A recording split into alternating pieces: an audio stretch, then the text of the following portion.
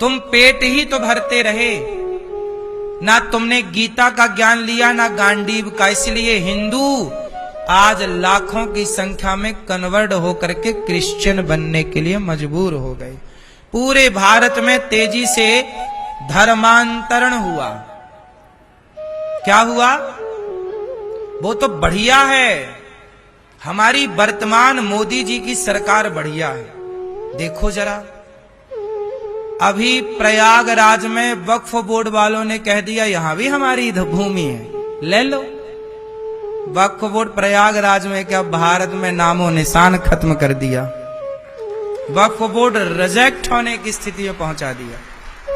बड़े उछल रहे थे कि ये प्रयागराज भी हमारा, यहां भी हमारे बाप दादों की थी। वाह, सब जगह तुम्हारे बाप दादे थे। बड़ा आतंक मचा रखा था। प्रयागराज जी में कह दिया कि हाँ हमारी भूमि है। फिर क्या हुआ? मोदी जी ने क्या किया? वक्फ बोर्ड को ही आज पेश हो गया वहां, और आज ही रद्द हो जाएगा। आजाद भारत में पहली बार इतना बड़ा निर्णय केंद्र सरकार ने लिया है। सबसे बड़ा निर्णय है ये, और ये निर्णय सनातनियों के और उन मुसलमानों के पक्ष में भी है जिन गरीब मुसलमानों को उनका अधिकार नहीं मिला। सारी जमीन वक्फ बोर्ड ने अपने अंडर पे कर ली और गरीब मुसलमानों को परेशान किया। तो गरीब मुसलमानों का भी अधिकार उन्हें मिलेगा। और जो चिल्लाते रहे कि कल को आके कह देते कि वृंदावन में वक्फ बोर्ड की जमीन है, कह दिया ना प्रयागराज में, कल को तुम्हारे घर पे कह देते कि ये घर हमारी वक्फ बोर्ड की जमीन में, तो मोदी जी ने कहा कि चलो भैया इसका हिसाब किताब ही खत्म करते हैं। ना रहेगा बांस और उधम मचा लो, ले लो प्रयागराज।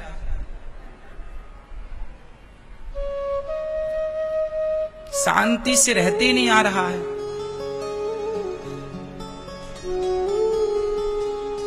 इसलिए इस देश के लिए ना मोदी जी जैसे ही नेता होने चाहिए, तब देश सुरक्षित है।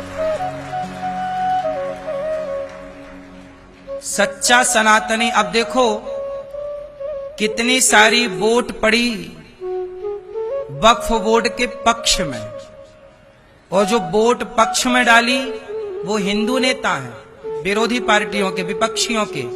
अब समझ लो कि जिन नेताओं को आप वोट देके जिताते हो वो नेता तुम्हारी वोट लेते हैं पर पक्ष उन मुसलमानों का रखते हैं। समझ लो कितनी बड़ी गद्दारी है। और मुसलमानों के हित में ही है ये सब। समझदार मुसलमान समझ भी रहे हैं कि वक्फ बोर्ड ने तो मुसलमानों की जमीनों को भी वक्फ बोर्ड ने अपने कब्जे में कर लिया। इसलिए गरीब मुसलमानों को उसका अधिकार मिल सके, इसके लिए ये कार्य केंद्र सरकार के द्वारा किया जा रहा, भी प्रोसेस है, चल रहा है। कुल मिलाकर के अभी हम जो जिस भारत में अभी रह रहे हैं, आप कह सकते हैं कि यह राम युग चल रहा है। आप ये समझ लो, राम राज्य चल रहा है, ये समझ लो। एक अच्छे भारत में हम लोग रह रहे हैं, जहां हमारे देश के नेता बढ़िया सनातन पक्ष में कार्य कर रहे हैं। इसलिए हम सबको अच्छे कार्य में अच्छे लोगों का सपोर्ट करना चाहिए। करना चाहिए कि नहीं करना चाहिए?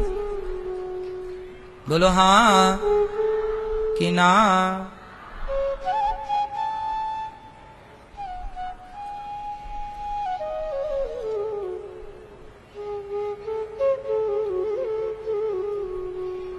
वक्फ बोर्ड वालों ने यह भी कह दिया था कि जो अंबानी का घर है ना, बोले वो भी हमारी वक्फ बोर्ड की जमीन पर है। सोचिए, अंबानी के घर को कह सकते हैं तो आपके घर को भी कह सकते हैं। और उनके वक्फ बोर्ड में ये नियम था कि वो जो कह दें वही माना जाता था, सुनवाई किसी की नहीं। मतलब अंधेर नगरी और चौपट राजा वाली बात, टके शेर भाजी और टके शेर खाजा थी अंधेर नगरी। तो यही अंधेर नगरी को दूर किया मोदी जी ने। इसलिए हम सबके लिए जो कार्य हो रहा है, सोचिए कितना बड़ा निर्णय है ये। 400-500 साल का जो राम मंदिर का कार्य लटका था, धारा 370 और ये वक्फ बोर्ड, ये भारत के सबसे बड़े कांटे निकाल करके फेंक दिए मोदी जी ने। ये वही कांटे थे जो सारी जिंदगी आपको चुभते रहते। हाँ या ना? नहीं बोला जा रहा है। कांटे थे